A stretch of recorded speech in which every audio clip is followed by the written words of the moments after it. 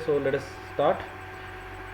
Can you recall from where do we obtain the lipids? So all of you know that generally the products like oil, ghee, butter, from these kind of products we obtain lipids. जे काही तेल, तूप वगैरे किंवा तेलबिया वगैरे जे असतात त्यांच्यापासून आपल्याला जनरली लिपिड्स जे आहेत ते आपल्याला मिळत असतात. So the substances formed by specific chemical bond between the fatty acids and alcohol are called as lipids. Okay, so कालच्या तासामध्ये जशी आपण प्रोटीनची डेफिनेशन केली होती की जे वेगवेगळ्या प्रकारचे अमिनो ॲसिडमध्ये बॉन्ड तयार होऊन जे मॅक्रोमॉलिक्यूल तयार होतात त्यांना प्रोटीन्स असं म्हणतात, तसं आजच्या तासामध्ये आपण लिपिड किंवा फॅट्स जे आहेत त्याची डेफिनेशन या ठिकाणी करणार आहोत. The substances form by specific chemical bond between the fatty acid and alcohol. Fatty acid आणि अल्कोहोल जे आहेत यांच्यामध्ये विशिष्ट प्रकारचे केमिकल बॉन्ड होऊन जे काही कंपाऊंड त्या ठिकाणी तयार होतात they are called as a lipids. त्यांना लिपिड असं म्हणतात. म्हणजे फॅटी ॲसिड आणि अल्कोहोल यांच्यामध्ये बॉन्डिंग होऊन एक स्पेसिफिक केमिकल बॉन्ड तयार होतो आणि जे कंपाऊंड तयार होतात, जे मॉलिक्यूल तयार होतात त्यांना आपण लिपिड असं म्हणतो. Digestion of lipid consumed by us is nothing but their conversion into the fatty acids and alcohol. आपल्या बॉडीमध्ये लिपिड्स डायजेस्ट होतात म्हणजे काय होतात की जे ज्या दोन प्रोडक्टपासून ते बनलेले आहेत फॅटी ॲसिड्स आणि अल्कोहोल यांच्यातले बॉन्ड ब्रेक होतात आणि हे फॅटी ॲसिड्स आणि अल्कोहोल सेपरेट होतात. Fatty acids are absorb up and distributed everywhere within the body. जे फॅटी ॲसिड्स असतात ते आपल्या बॉडीमध्ये ॲब्सॉर्ब होतात आणि ते सगळ्या बॉडीमध्ये डिस्ट्रीब्यूट केले जातात, सेलपर्यंत, ऑर्गनपर्यंत ते पोहोचले जातात fatty acid. From those fatty acids different cells produce the various substances necessary to themselves. For example the molecules called as a phospholipids which are essential for producing the plasma membrane. ह्या fatty ॲसिडचा वापर आपल्या बॉडीमध्ये असणाऱ्या sale किंवा organ करतात आणि त्यांना पाहिजे ते प्रोडक्ट त्या ठिकाणी ते तयार करतात. फॉर एक्झाम्पल या ठिकाणी जे तयार होणारे जे प्रोडक्ट आहेत ते प्रोडक्ट फॉर एक्झाम्पल फॉस्फोलिपिड्स जे आहेत, फॉस्फोलिपिड जे प्लाझ्मा मेम्ब्रेन तयार करण्यासाठी उपयोगाचे असतात ते तयार केले जातात. Are form from the fatty acids. Beside fatty acids are used for producing hormones like progesterone, estrogen, testosterone, aldosterone etcetera. हे प्रोजेस्टेरॉन, इस्ट्रोजन वगैरे जे हार्मोन्स आहेत हे हार्मोन्स तयार करण्यासाठी सुद्धा त्या ठिकाणी फॅटी ॲसिड जे आहेत ते फॅटी ॲसिड वापरले जातात. And the covering around the axon of nerve cell. Nerve cell आपण बघितले, नर्व सेलच्या सभोवताली एक कवरिंग असते, ती कवरिंग तयार करण्यासाठी सुद्धा फॅटी ॲसिडचा वापर केला जातो. We get 9 kilo calorie of energy per gram of lipids. जे लिपिड्स असतात म्हणजे आत्तापर्यंत आपण बघितलं होतं की जे कार्बोहायड्रेट्स असतात किंवा जे ग्लुकोज आहे किंवा जे प्रोटीन्स आहेत यांच्या पर ग्राम 4 किलो कॅलरी एनर्जी आपण गेन करतो. म्हणजे 1 ग्रामपासून आपल्याला 4 किलो कॅलरी एनर्जी मिळते. फॅटी ॲसिड 1 ग्रामपासून आपल्याला 9 किलो कॅलरी इथपर्यंत एनर्जी मिळते.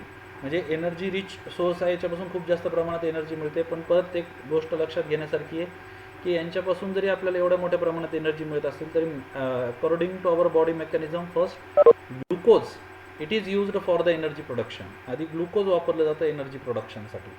Okay, excess of lipids are stored in adipose connective tissue in the body.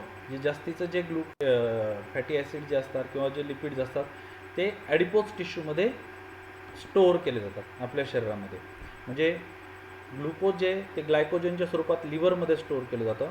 Proteins आहेत त्यांच्यासाठी सेव्ह करण्यासाठी कुठलाही मेकॅनिझम नाही आहे. जे एक्सेस ऑफ प्रोटीन्स आहेत, एक्सेस ऑफ प्रोटीन्स हे अमोनियामध्ये कन्वर्ट केले जातात आणि ते एक्सक्रीट करून दिले जातात. किंवा जर जास्तीचं गरज असेल तर त्या प्रोटीनचं कन्व्हर्जन परत ग्लुकोजमध्ये केलं जातं आणि एनर्जी प्रोडक्शन केलं जातं. फॅटी ॲसिड जे असतात जर एक्सेस ऑफ फॅटी ॲसिड जर असतील तर ते ॲडिपोज टिश्यूमध्ये स्टोअर केले जातात, सेव्ह केले जातात. ओके, जे आपण फॅट्स किंवा त्याला आपण चरबी म्हणतो.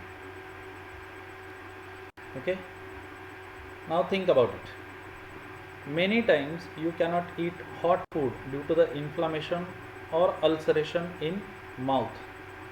आता आपण सगळ्यात आधी कार्बोहायड्रेट्सबद्दल बघितलं की कार्बोहायड्रेट्स कशा पद्धतीने एनर्जी प्रोडक्शनसाठी महत्त्वाचे आहेत. दुसरं आपण प्रोटीन्स बघितले. प्रोटीन्सपासून तर एनर्जी प्रोडक्शन केलं जातं, पण त्याचबरोबर प्रोटीनमध्ये असणारे जे अमिनो ॲसिड्स आहेत हे अमिनो ॲसिड वेगवेगळ्या पार्टकडे, मग ते सेलकडे असतील, बोनकडे असतील, ब्लडकडे असतील, मसल्सकडे असतील, यांच्याकडे गेल्यानंतर ते कुठल्या प्रकारचे एन्झाईम्स तयार करतात, पिगमेंट तयार करतात आणि त्यांचा वापर कशा पद्धतीने केला जातो ते बघितलं.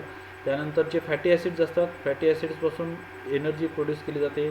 त्यानंतर फॉस्फोलिपिड्स जे असतात की जे सेल मेम्ब्रेन, प्लाझ्मा मेम्ब्रेनचा एक महत्त्वाचा भाग आहे, ते तयार केले जातात. काही प्रोजेस्टेरॉन, इस्ट्रोजन याच्यासारखे हार्मोन्स तयार करण्यासाठी सुद्धा लिपिड्स किंवा जे फॅटी ॲसिड्स असतात त्या फॅटी ॲसिडचा वापर केला जातो. आपण हे सुद्धा पाहिलं. त्याच्यानंतर आपल्याला जो पुढचा जो काही बघायचा आहे ते आपल्याला विटॅमिन्स अँड मिनरल्स याच्याबद्दल आपण बघणार आहेत. तर त्या अनुषंगाने या ठिकाणी एक क्वेश्चन आपल्याला इथं विचारलेला आहे. प्रश्न असा आहे की many times you cannot eat hot food due to the inflammation or ulceration in mouth.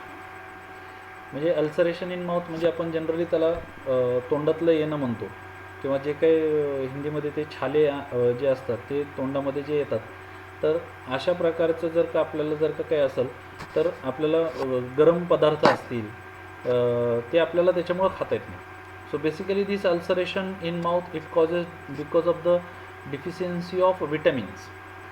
विटॅमिनच्या डिफिशियन्सीमुळं होणारा हा एक प्रकार आहे. विटॅमिन जर का कमी असतील त्याच्यामुळे त्यात जनरली असं मानलं जातं की बी कॉम्प्लेक्स जे असतात, म्हणजे विटॅमिन बीचा जो काही ग्रुप आहे, तर बी कॉम्प्लेक्स जे आहे ते बी कॉम्प्लेक्समुळं हा अल्सरेशन वगैरे त्या ठिकाणी होत असतं. So this deficiency or it causes due to the deficiency of vitamin.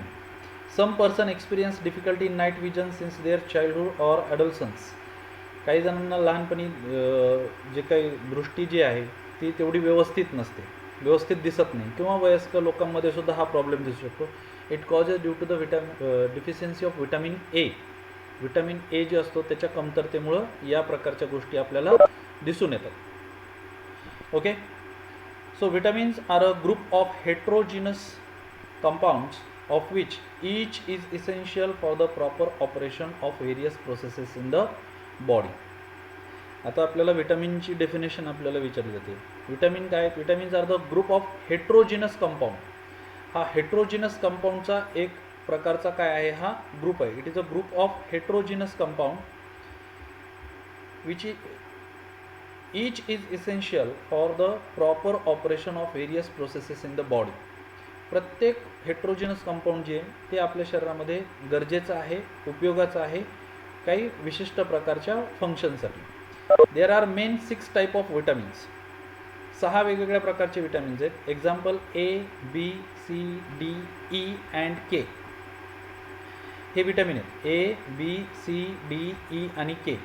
हे 6 वेगवेगळ्या प्रकारचे विटॅमिन आहेत. Of this A, D, E and K are fat soluble.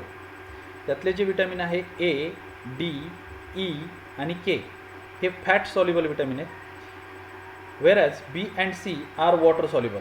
तर बी आणि सी हे जे विटॅमिन आहेत हे वॉटर सॉल्युबल म्हणजे ते पाण्यामध्ये विरघळतात. ए, डी, ई आणि के हे फॅटमध्ये विरघळतात, फॅट सॉल्युबल आहेत. We have seen that FADH2 and NADH2 R produced in the processes like glycolysis and Krebs cycle. Vitamins like riboflavin, that is vitamin B2, and nicotinamide, that is vitamin B5, respectively are necessary for their production. म्हणजे vitamin B2 आणि B5 हे दोन vitamin जे हे NADH2 आणि FADH2 तयार करण्यासाठी गरजेचे असतात, की जे NADH2 आणि FADH2 आपल्या एनर्जी प्रोडक्शनमध्ये खूप महत्त्वाचा रोल प्ले करतात, की जे एरोबिक रेस्पिरेशन आहे त्याच्यामध्ये NADH2 आणि FADH2 हे कंपाऊंड आपल्याला आवश्यक आहे. सो हे महत्त्व आहे विटॅमिनचं आपल्या बॉडीमध्ये. आपण वेगवेगळ्या प्रकारचे जे न्यूट्रिएंट्स आहेत हे वेगवेगळ्या प्रकारचे न्यूट्रिएंट्स आपल्या बॉडीसाठी कसे गरजेचे आहेत हे आपण या चॅप्टरमध्ये बघतोय. सगळ्यात आधी आपण कार्बोहायड्रेट्सबद्दल बघितलं की जे एनर्जी प्रोडक्शनसाठी महत्त्वाचं आहे. म्हणजे जे ग्लुकोज आहे त्या ग्लुकोजपासून आपल्याला मेनली एनर्जी प्रोडक्शन त्या ठिकाणी केलं जातं. हे एरोबिक आणि अनएरोबिक दोन पद्धतीने होतं. त्याच्यानंतर आपण प्रोटीन्सबद्दल बघितलेलं आहे की या ठिकाणी असणारे जे काही प्रोटीन्स आपण बघितलेले हे प्रोटीन्स आपल्याला कशासाठी गरजेचे आहेत. तर हे प्रोटीन आपल्याला स्किनमध्ये मेलॅनिन असेल किंवा केराटिन असेल, बोन्समध्ये ओसिन असेल, सेल्समध्ये वेगवेगळ्या प्रकारचे सेल मेम्ब्रेन वगैरे असतील ते तयार करण्यासाठी असेल, पॅनक्रियाजमध्ये इन्सुलिन, ट्रिप्सिन याच्यासारखे एन्झाईम्स तयार करण्यासाठी असेल, पिच्युटरी ग्लँडमध्ये वेगवेगळ्या प्रकारचे हार्मोन्स तयार करण्यासाठी असेल, मसल्समध्ये असेल, ब्लडमध्ये हिमोग्लोबिनसारखे पदार्थ तयार करण्यासाठी असेल, हे प्रोटीन्स किंवा जे अमिनो ॲसिड आहेत हे अमिनो ॲसिड वापरले जातात. त्यानंतर आपण लिपिड्स किंवा फॅट्स याच्याबद्दल बघितलं, हे आपल्या शरीरामध्ये कशा उपयोगाचे आहेत. आणि या मुद्द्यामध्ये आपण बघतोय की vitamins which is a group of heterogeneous compound which causes the specific function in our body. आपल्या बॉडीमध्ये 6 वेगवेगळ्या प्रकारचे विटॅमिन आहेत. Vitamin A, vitamin B, vitamin C, vitamin D, vitamin E आणि विटॅमिन के. हे 6 वेगवेगळ्या प्रकारचे विटॅमिन. त्याच्यामधले A, D, E and K हे फॅट सॉल्युबल आहेत आणि बी आणि सी जे आहे हे वॉटर सॉल्युबल आहेत. ओके. याच्यामध्ये अजून महत्त्वाचे म्हणजे जे पहिले 2 क्वेश्चन आपण जे बघितले की फॉर एक्झाम्पल अल्सरेशन जे आहे, माउथ अल्सरेशन, माउथमध्ये जे काय तोंडातलं येणं वगैरे ह्याचे काय प्रकार आहेत, हे बी कॉम्प्लेक्स जे आहे म्हणजे विटॅमिन बी जे आहे याच्या कमतरतेमुळं ते होत असतं, त्याच्यामुळं ते होतं. दुसरी गोष्ट, आपल्याला जर नाईट म्हणजे आपली जी काय दृष्टी आहे हे व्यवस्थित राहण्यासाठी विटॅमिन ए फार महत्त्वाचा रोल प्ले करतं. त्याच्यामुळे आपलं फूड जे आहे ते विटॅमिन ए रिच फूड त्या ठिकाणी असलं पाहिजे.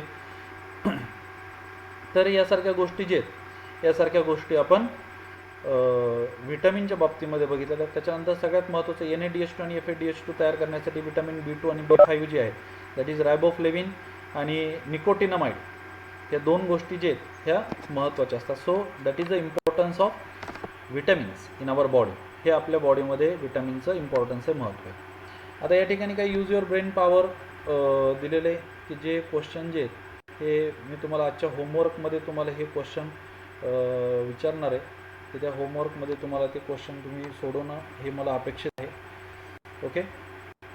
त्यानंतर बघा, along with the vitamins there is about 65 to 70% water in our body. आता हे सगळे न्यूट्रिएंट झाले म्हणजे आपण कार्बोहायड्रेट्स बघितले, प्रोटीन्स बघितले, फॅट्स पाहिले आणि व्हायटमिन्स बघितले. ओके. त्याचबरोबर आपल्या शरीराचा एक महत्त्वाचा असणारा घटक म्हणजे आपल्या बॉडीमध्ये असणारं वॉटर लेवल आणि काही minerals. So there is about 65 to 70% water in our body. Each cell contains 70% water weight by weight. Okay. So आपल्या शरीराची एक पेशी जी असते तिचं 70% वजन जे आहे त्याच्यामध्ये असलेल्या वॉटर लेवलमुळे असतं, पाण्यामुळे असतं. Blood plasma also contain 90% of water. जो ब्लड प्लाझ्मा आहे त्याच्यामध्ये 90% वॉटर आहे. Functioning of cell and thereby whole body disturbs even if there is a little loss of water from the body. आपल्या शरीरातली ही पाण्याची मात्रा थोडी जरी कमी झाली तर आपल्या शरीराची जी फंक्शनिंग असते, जे काम आहे हे सगळं डिस्टर्ब होऊन जातं. Hence water is an essential nutrient along with this carbohydrates, proteins, fats, vitamins. Water is also an essential nutrient. Along with all above mention nutrients, fibres are also essential nutrients. Okay. आपल्या शरीरामध्ये 65 to 70% water आहे. सेलचं जे वजन आहे ते 70% त्याच्यात वॉटरमुळं असतं. ब्लडमध्ये 90% plasma आहे आणि वॉटर लेवल आपल्या बॉडीची थोडी जरी डाऊन झाली, थोडी जरी कमी झाली तरीसुद्धा खूप मोठ्या प्रमाणावरती आपल्या शरीराचं फंक्शनिंग डिस्टर्ब होऊ शकतं. हे झालं वॉटरचं इम्पॉर्टन्स की जे एक इम्पॉर्टंट न्यूट्रिएंट आहे. त्याचबरोबर fibres, along with this all nutrient, fibre also essential nutrients. In fact we cannot digest the fibres, however they help in the digestion of other substances and digestion of undigested substances.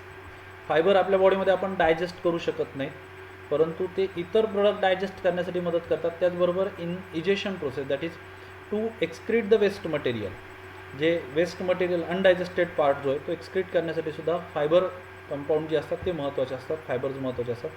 We obtain the fibres from leafy vegetable, fruits, cereals etcetera. यांच्यापासून आपल्याला fibre मिळतं. Collect the information. What are the symptoms of disease like a night blindness, rickets, beri neuritis pellagra, anaemia, scurvy, काय त्याचे symptoms काय आहेत हे तुम्हाला इंटरनेटवरती शोधायचे. What do you mean by coenzymes, coenzyme म्हणजे काय याच्याबद्दल तुम्हाला इंटरनेटवरती तुम्हाला माहिती बघायची. ही एक प्रकारची ॲक्टिव्हिटी तुमच्यासाठी. Find the full form of FAD, FMN, NAD, NADP, त्याचे फुल फॉर्म काय आहेत ते तुम्हाला शोधायचं आहे. How much quantity of each vitamin is required every day, प्रत्येक विटॅमिन काय क्वांटिटीमध्ये पाहिजे. सो हे तुमच्या ICTशी रिलेटेड असणारी एक ॲक्टिव्हिटी तुम्हाला या ठिकाणी दिली. इंटरनेटचा वापर करून तुम्हाला या गोष्टी शोधायच्या. Okay. So these are the different types of the nutrients and the important processes present in our body. आपल्या बॉडीमध्ये असणारे हे काही इम्पॉर्टंट प्रोसेसेस आहेत, न्यूट्रिएंट्स आहेत. तर हा या चॅप्टरचा एक महत्त्वाचा भाग आहे.